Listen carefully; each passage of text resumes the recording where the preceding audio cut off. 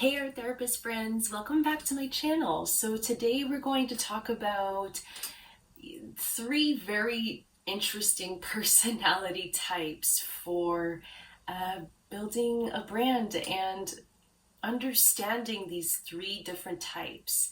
So we're going to talk about your personality, your self personality versus client personality versus brand personality. There's a lot that we're mixing together, right, in this bowl. So stick around. We're going to cover each and every single one of them, in terms of definition, some characteristics, pros and cons, and so on. So stick around. We're going to start with a metaphor. So we're going to look at the different types. So I'm going to give ourselves buckets. Okay, so we're going to have bucket 1, bucket 2, and bucket 3. And I'll just make sure that I make it look like they're buckets. They more look like gift bags. There, let's make them a little bit more bucket-like. And we'll just put some water in it to show that these are buckets. Okay, so we have 3 different buckets that we're dealing with, and they're all personalities, right? So we have the personality of the self, we have a personality of the client, and then we have the personality of the brand. And I find, just before I dive into getting deeper into this topic, I've noticed through all the times that I've been working with my art therapist clients, I find that they favor a lot of self-personality. So they want to really incorporate the personality as much as they can in the brand. They want to make sure, I use my favorite color, or, this, symbol, really symbolizes my life story, etc. And it has to be in the brand, right? So there's a lot of ego-centric behavior when it comes to designing a brand, right? I understand it's a personal brand if you're going that route, right? But I sense that there's a lot of self in the focus, right? Where it's not so much of the brand story and message, and it's not so much of the client. So I think here it's very important to know that you have to be aware of the 3 personalities. So we're going to talk about that today. That way you kind of understand the importance of each one. Start with the self. So the personality of the self, how can we define that? So the first thing that comes to my mind right now when it comes to defining, personality of the self is really how you interact with other people in a setting, whether it's personal or professional, and how you speak and carry yourself. It's also about the way of expression, right? How do you dress? How do you talk? How do you how do you write, or maybe your language? There's so many different aspects here that cover the personality of the self. But again, this is about just you as a human being, right? So that's the definition of the human, of ourselves as a personality, right? We all have different personalities, and we all like to carry them around and be very cautious about them, right? Because they can either make you, really great, or they cause revoc and havoc. So the next one here is the client personality, and we're going to define that. So the client personality is about, their preferences, their interests, their pain points, their needs. So this is about molding, a certain person that we're trying to help as an art therapist, right? We're trying to help them out by finding what are, the specific needs that they need, and what their backstory is about, right? And what type of person are they? Are they an introvert? What are their characteristics? Are they somebody who is very low in their self-esteem? Are they people that get angry a lot? Are they people that find themselves in family dynamics that are complicated? These are very specific traits and patterns that show up in their lives. But it's very important to understand that the client personality is what we need to know so that we can find these people and be able to speak to them as clearly as possible. So it's important to know that this is the client's personality, and that how it also plays a role when building your art therapy brand. There's the 3 different personalities, right? So the last one here is the brand personality, and this is literally the story and basically the message that the brand is trying to communicate to their ideal client, but also attaches itself to the personal why behind it. And that's usually stemming from your actual personality of the self. And coming back to the brand personality, this is all about connecting with your ideal client, but also standing out from the crowd as a brand, right? To attract clients and to express yourself and what you're about as a brand. It has to resonate with your ideal client. So you could see that there's a need for both of these to work hand in hand. Personality, again, because we are very focused on trying to speak to a specific person, we do need to find that emotional connection with the client, right? So some of that personality is going to be mixed in, right? A little bit of your personality, a little bit of the client's personality. That way we find a common ground, because it's about attracting those clients, right? If we don't attract them, then the brand is not doing its job. To have its unique set of traits and characteristics, maybe compared to you as, an individual, right? It's going to have a blend of different things because it has, one goal that it needs to make, and that is attracting, your clients. So it has to stand out. And if it has to stand out in a certain way, in a unique way, then that's on the actual brand personality and not on you. So that in itself is very important, because we have to focus on building a brand image, right? And being consistent with it through all the different various touch points. Whereas if you're talking about the self, well, there's not too much that you really need to worry about here, right? Because you're just being your authentic self. You don't have to change anything about you on that case. But with the brand personality, there's going to be probably things we have to pivot to attract that client, right? So you can see how each of these play a different role, but you could see a connection and a bridge between the 3.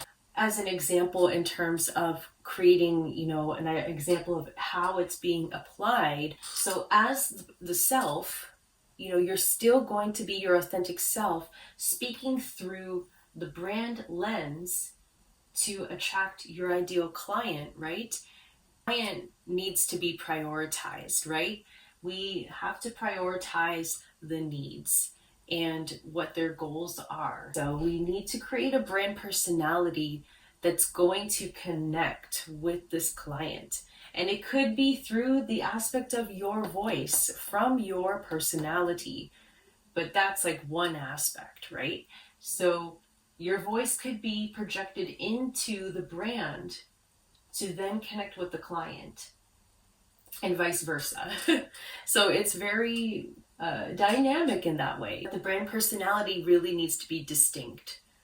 If it's not distinct, then we are not attracting the clients, and then therefore we're going to just be blending into the crowd and just be your same old art therapy brand like everybody else, right? So we do need to blend these 3 buckets together. Now we're going to talk about, the pros and the cons to each of these, different types of personalities, right? And what happens if we're, too into one bucket than the other, right? So we'll start with the self personality of the self. So the pros into this is that, we're leading with authenticity. We're leading with our own true nature of how we communicate as a human being to another human being. So all of our connections are going to be genuine, right? We're going to be socializing in a very genuine manner. We're going to be building very good connection. That way, we'll be able to actually build trust fairly easily and attract like-minded people like us, right? Like our authentic self. So that's a really good win, right? Because there's not a lot of effort that has to be done there when you are, fully engulfed in your personality and your true identity. To, creating really good experiences and very meaningful relationships because you are staying into who you are. You're not trying to change yourself in any way, and you're not trying to wear a mask. And I think that's a beautiful thing when it comes to leading with the personality of you. The only con to that now, so the con to leading too far into creating a brand that's strictly about your personality, only that, then it starts to turn into a self-centered brand where it's all about you and you're overlooking the client's needs and desires and goals. So we are basically lowering the water here in the bucket of the client to say, well, we're not going to pay attention to the client because I'm too focused on me and maybe, selling, my artwork. It's all about me, and I need to, feed the ego, and that could be too much, right? So it's not a bad thing, but at the same time, you're not going to be able to serve anybody because you are just very self-centered and you lose that opportunity of helping a client. Gotta be a balance between being authentically you, but also showing an aspect of empathy as well for a client or for a person that you want to help. Leading with a client personality. So we know who our client is, and now we're going to start designing for them, right? So now the pro about this is that, we're putting the client first and we're providing, the best services to them, creating content that's very accurate to their needs, and let alone we are listening to them and we are engaging with them, 100%. Saying our customer satisfaction, retention rates, and loyalty, right? So we're building long-term relationships this way because we are focusing on them only and continuing to nurture them as much as we can. So of course, that's definitely going to build a sustainable brand because you are continuing to walk with them on the journey, right? You are being there for them every step of the way and being helpful in the best way possible, right? Now, I think the only thing that the con about this is if you are going too far with the client, because sometimes the client will ask you, hey, do you do this too? And do you do this and this? And now what happens is you steer away from what your overall brand message and story is, and you start to lose yourself in the process because you are falling into the realms of people pleasing.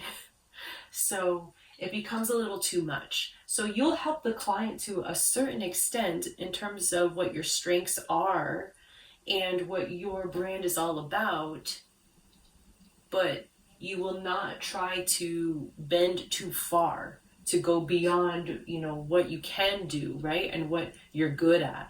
Because sometimes we fall into the realms of, wanting to be always there for them and stretching yourself too thin to say, okay, yeah, I'm an art therapist, but now I can also be, I don't know, a exercise coach or, a teacher. Like there's so many realms that you can accidentally fall into because you are very focused on serving the client.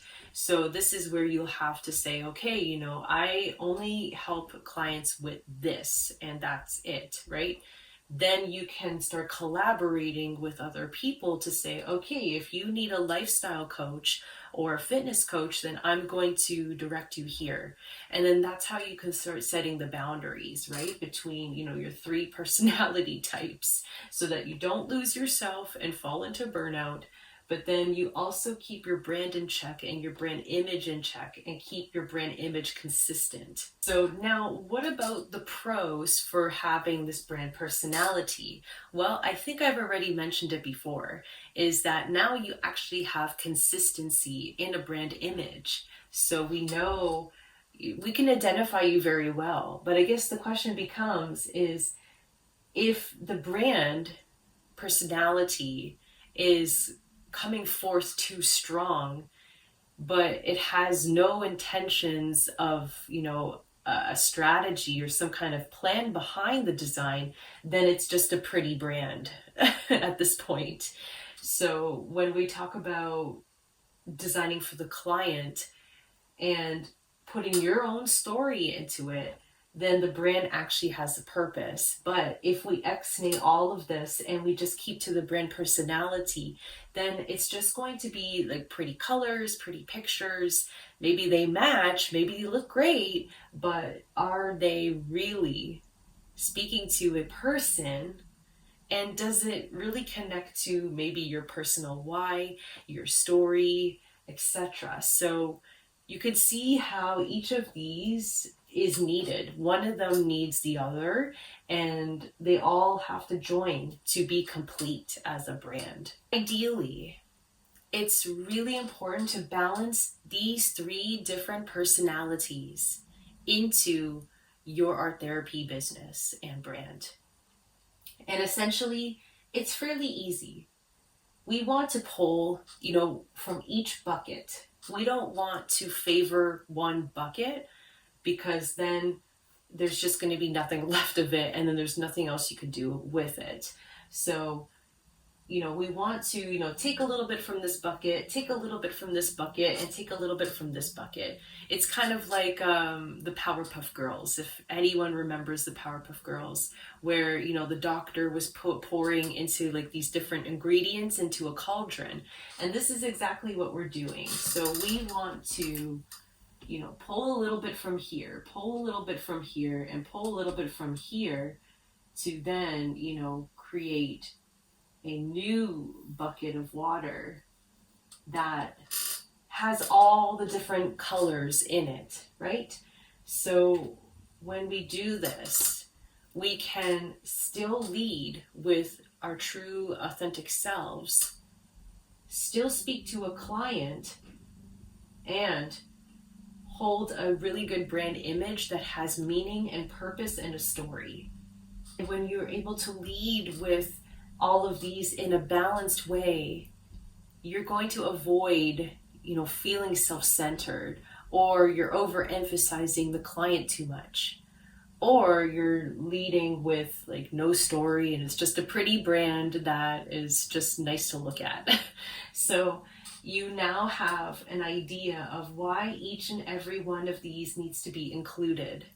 So I hope that that clears up the understanding of each of these three personalities and why they matter and how they can be involved in a good way. Again, the brand is literally about, building those relationships and long-term relationships. So yes, we're serving a client, and yes, we are going to set our boundaries with the client too, but, it's enough to still keep us, loyal and still hold retention, right? Because to take into consideration of future cases. So right now, our world is getting faster and faster, and it's hard to keep up, right? There's new brands coming to the world and coming into, different strategies. So now it's about creating relationships, healthy relationships, and brands that people can trust, right? So the future cases now is, as an art therapy brand, it's just very important to, stay true to yourself and to continue to build trust and rapport, because there's people just don't have time to hobble around and shop around. They want to go to one brand and be able to get the help that they need, especially if it's a specific brand, because as an art therapist, you're not going to be a Walmart, because that's just impossible. And maybe there is a way to do it, but that does take a lot of time. But I think on your side, it's just best to build that trust first and to continue to stay in the realms of what you're best at. That way people know who to go to and they don't have to worry about shopping around because they don't have the time. They just want somebody that they can stick with for a very long time and rely on them, of course. So that was pretty much my chat today about these three personality types and why they matter. And I would love to hear from you in the comments below. Have you ever felt, maybe that your brand is too self-centered, or maybe too client-focused, or maybe that your brand is lacking a story and a meaning to it? So I would love to hear your thoughts in the comments below, and maybe what your take on this explanation, on your side. How does it feel to you? And if it makes sense, right?